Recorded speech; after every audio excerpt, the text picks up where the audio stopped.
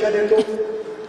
एक अतिशय सुंदर आणि कदाचित महाराष्ट्रातली सर्वात मोठी इमारत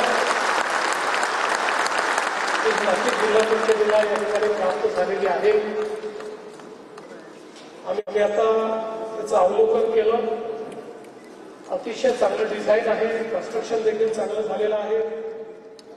कधी गरज पडली घराबसल्या काही काळानंतर मंत्रालय शिफ्ट करता येईल आपल्याला या ठिकाणी। गरज पडणार नाही पण ते आहे, सगळी व्यवस्था या ठिकाणी झालेली आहे। आणि म्हणून मी सर्व अधिकाऱ्यांचं, पदाधिकाऱ्यांचं, आमचे सर्व मंत्री महोदय ज्यांनी ही इमारत बांधण्याकरता त्या ठिकाणी पुढाकार घेतला त्या सगळ्यांचं मनापासून अभिनंदन करतो। याचे आर्किटेक्ट, कंत्राटदार, कर्मचारी, मजूर, ज्या ज्या लोकांनी याच्यामध्ये सहभागिता दिली त्या सर्वांचं मनापासून अभिनंदन करतो।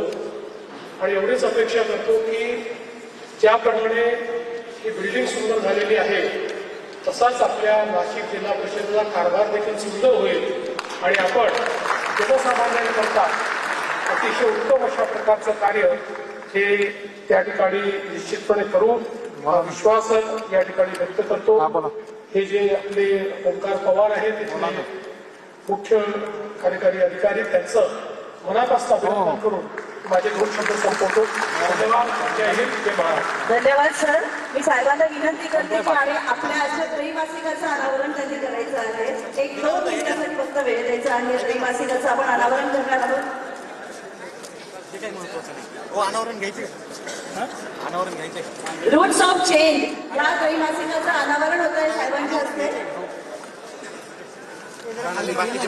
एकदा जोरदार टाळ्या सगळ्यांनी द्यायच्या आहेत। रूट्स ऑफ चेंज अतिशय सुंदर अशा या त्रैमासिकाचं अनावरण साहेबांच्या हस्ते झालेलं आहे। वेळात वेळ काढून त्या ठिकाणी आलेले आहेत। मी प्रकल्प संचालक श्रीमती संगमनेर मॅडम यांना विनंती करते की त्यांनी आभार व्यक्त करावे। माननीय मुख्यमंत्री महाराष्ट्र राज्य तसेच माननीय उपमुख्यमंत्री महाराष्ट्र राज्य व उपस्थित सर्व सन्माननीय अधिकारी व सर्व सन्मान्य आमदार यांचे मी जिल्हा प्रशासनाच्या वतीने आभार व्यक्त करते। धन्यवाद। भूमिपूजन मुख्यमंत्र्यांच्या हस्ते करण्यात आलेलं आहे। सिंहस्थ कुंभमेळ्याच्या 44 कामांचं भूमिपूजन मुख्यमंत्री उपमुख्यमंत्र्यांच्या हस्ते करण्यात आलेलं आहे।